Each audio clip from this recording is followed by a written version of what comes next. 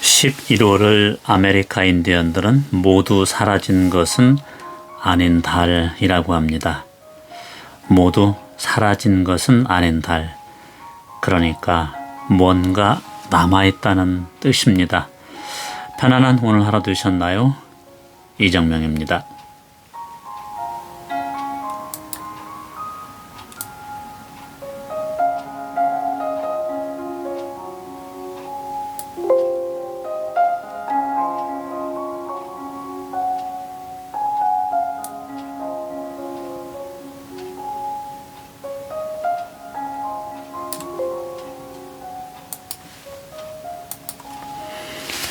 혹시라도 마음 불편한 일이 있으면 이제부터는 놓아버리십시오. 저도 어제 마음 참 불편한 일이 있었습니다. 전화가 잘 터지지 않는 곳에 있었는데 그 사이 후배가 전화도 하고 카톡도 하고 그랬습니다. 나중에 전화가 잘 터지는 곳에 나왔는데 아침부터 막 항의를 받았습니다. 듣고 있자니까 화가 나더라고요. 전화가 안 터져서 몰랐다고 해명을 했는데도 오전 내내 상한 기분이 그대로 유지되더라고요. 마음 다치는 일은 멀쩡한 날씨에 돌풍이 불고 먼지바람을 타고 눈에 뭔가가 들어가서 하루 종일 고생하는 것과 같다는 그런 생각이 들더라고요. 그런 불편한 마음도 저녁 때가 되어서 집에 돌아오니까 차츰 엷어졌습니다. 보금자리 나의 휴식 공간과 시간은 지금부터는 내 것입니다. 아무한테도 방해받지 않고 이제는 나를 챙길 시간입니다.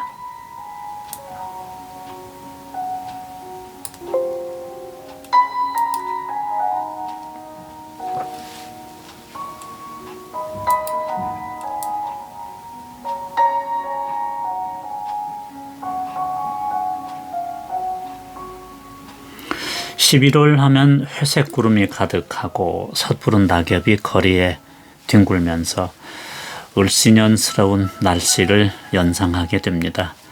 그럼에도 인디언들은 가을의 마지막 정취를 아쉬워하면서 모두 가버린 것이 아닌 달로 이렇게 긍정적으로 표현을 하고 있습니다. 맞아요. 그래서 지난주는 늦가을 볕이 좀 따가웠죠. 도심 여기저기 은행나무들은 황금빛으로 물들고 있습니다. 또 거리에 심어져 있는 화살나무, 남천도 비록 작지만은 예쁘게 물들어가고 있습니다. 이런 나무들로 짧은 기간이지만 도심의 모습이 정말 그림같이 아름답습니다. 나무들은 한 해를 산 흔적을 아름다운 단풍으로 채색시키고 아주 잠시 겨울잠을 자겠지만은 놀랍게도 내년에 틔울 꽃눈을 가을에 준비한다고 그러죠. 그래서 봄이 되면 바로 그렇게 꽃눈을 내밀었던가 봅니다. 고대 인도의 아쇼카 왕은 모든 국민들은 최소 5그루의 나무를 심어야 한다고 말했습니다. 그것도 수종을 구체적으로 명시했습니다. 먼저 치유력이 있는 양나무, 열매 맺는 유실수, 땔감나무, 집 짓는 데 쓸 나무, 그리고 꽃을 피우는 나무 등 이렇게 5그루인데 이들을 왕은 5그루의 작은 숲이라고 불렀다고 합니다. 지혜로운 왕이라는 생각이 듭니다. 잠시 눈을 들어서 우리 주변을 살펴보면은 다닥다닥 연립주택이 어깨를 기대고 있는 골목에 감나무라도 한 그루가 있으면 1년 내내 골목은 멋진 풍경이 연출됩니다. 여름에는 무성한 녹음, 가을에 주홍빛 감, 늦가을 단풍 든 감나무 잎을 통해서 계절의 변화를 느낄 수 있기 때문입니다. 눈요깃감으로 이만한 것도 없을성 싶습니다. 그런데요, 나무는 생명이 없어도 사람에게, 자연에게 아주 유용한 존재입니다. 복효근 시인의 버팀목에 대하여라는 시가 있습니다. 감상하고 가시죠. 버팀목에 대하여. 태풍에 쓰러진 나무를 고쳐 심고 강목으로 버팀목을 세웠습니다. 산나무가 죽은 나무에 기대어 섰습니다.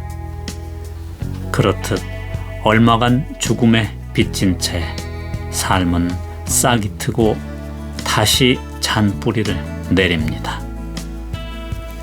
꽃을 피우고 꽃잎 몇 개 뿌려주기도 하지만 버팀목은 이윽고 사가 없어지고 큰 바람 불어와도 나무는 눕지 않습니다. 이제는 사라진 것이 나무를 버티고 있기 때문입니다. 내가 허위허위 길 가다가 만져보면 죽은 아버지가 버팀목으로 만져지고 사라진 이웃들도 만져집니다. 언젠가 누군가의 버팀목이 되기 위하여 나는 싹 틔우고 꽃 피우며 살아가는지도 모릅니다. 네, 복효근 시인의 시는 여기까지입니다. 1년에서는 산나무를 지탱하는 버팀목을 말하고 있고요. 2연에서는 버팀목 덕분에 산나무는 잔뿌리를 내리고 생명력을 회복합니다. 3년에서는 그렇게 제 역할을 다하고 이제 버팀목은 사가서 사라지게 되죠. 그래서 나무는 튼튼해집니다. 그런데 시인은 나무에서 인연을 거론합니다. 자신의 삶에서 버팀목이 되어준 아주 소중한 존재를 생각합니다. 우선 돌아가신 아버지가 생각이 나고 또 함께 하면서 힘이 되어준 이웃들도 떠오릅니다. 그리고 자신의 이야기를 합니다. 언젠가는 자신도 누군가의 버팀목이 될 각오를 다지는 거죠. 나무, 그러니까 자연을 통해서 우리의 삶을 성찰하고 있습니다.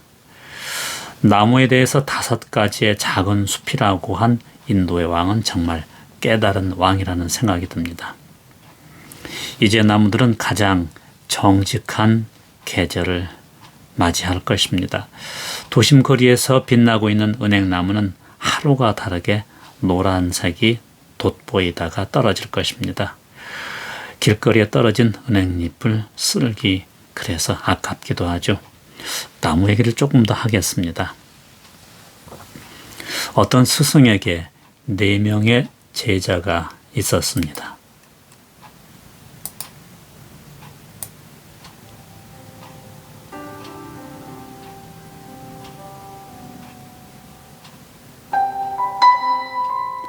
스승은 제자들에게 남을 함부로 판단하지 말라는 교육을 시키기로 합니다. 남에 대해서 성급하게 판단하지 말라는 것이죠.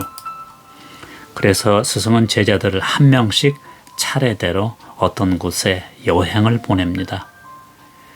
목적지는 먼 곳에 있는 멋진 배나무를 보고 오라는 것이었습니다. 스승은 배나무를 보고 온 제자들에게 물었습니다.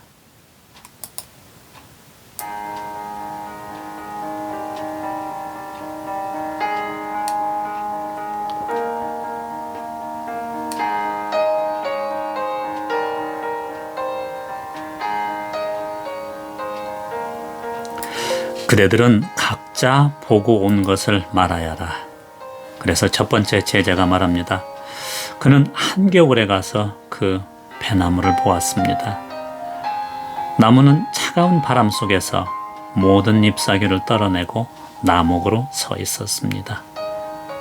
겉으로 보면 메말라 볼품없는 왜소한 나무였던 것이죠. 제자가 말합니다.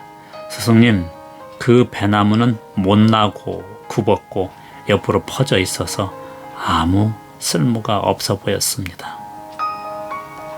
겨울에 본 그 나무는 사실 죽었는지 살았는지 눈으로는 알 수 없는 상태였습니다. 두 번째 제자 순서가 되었습니다. 그 제자는 봄에 가서 배나무를 보고 왔습니다. 그는 화사한 봄볕 아래 생명이 약동하는 그런 배나무를 보았습니다. 가지마다 꽃눈이 올라오고 생생하게 잎도 나오고 있었습니다. 봄 기운의 생명력이 눈에 보일 듯 했던 것이죠. 그도 그럴 것이 눈보다 하얀 백꽃이 나무를 감싸고 있어 꽃을 보는 순간 경이로움에 사로잡히게 되기 때문입니다. 제자는 정말 멋진 나무를 보고 왔다고 말합니다. 세 번째 제자는 초여름에 나무를 보러 갔습니다. 나무는 잎사귀가 가지들을 덮어서 풍성하게 보였습니다. 그리고 작은 배를 가지에 달고 있었습니다. 생명력이 넘치는 나무의 모습을 이 제자는 보았던 것입니다. 다녀와서 제자는 말합니다. 정말 우아하고 존재감이 확실한 너무도 신비로운 나무를 보고 왔습니다. 이제 마지막으로 네 번째 제자가 말할 순서입니다. 그 제자는 마지막으로 여행을 다녀왔는데 가을에 갔습니다. 그는 가지가 휘어질 만큼 많은 배가 열린 나무를 보았습니다. 가지마다 황금빛 열매를 품고 있는 그런 나무를 본 것이죠. 그 열매들은 태양과 비바람 속에 자신을 맡기고 햇빛과 비를 당분으로 받고 풍요로운 결실을 보여주고 있었습니다. 네 번째 제자는 그 모습을 보고 크게 감동을 했습니다. 그래서 그 제자는 앞서 다른 제자들이 말한 내용에 동의하지 않았습니다. 네 명의 제자들이 말하는 것을 들은 스승은 말합니다. 제자들 각자가 보고 온 것은 틀리지는 않지만 모두 맞는 내용은 아니라고 말합니다. 왜냐하면 각자가 본 것은 그 배나무의 한 계절만 보았기 때문입니다. 스승이 말합니다. 나무든 사람이든 한 계절의 모습으로 전체를 판단해서는 안 된다. 나무와 사람은 모든 계절을 겪고 난 후에야 결실을 맺을 수 있기 때문이다. 가장 힘든 계절만으로 인생을 판단해서는 안 된다. 한 계절의 고통으로 나머지 계절들이 가져다 줄 기쁨을 파괴하지 말아야 한다. 겨울만 겪어보고 포기하면 봄의 약속도, 여름의 아름다움도, 가을의 결실도 놓칠 것이다. 스승님의 얘기는 여기서 그치지만 이것은 자신에게도 해당될 수 있습니다.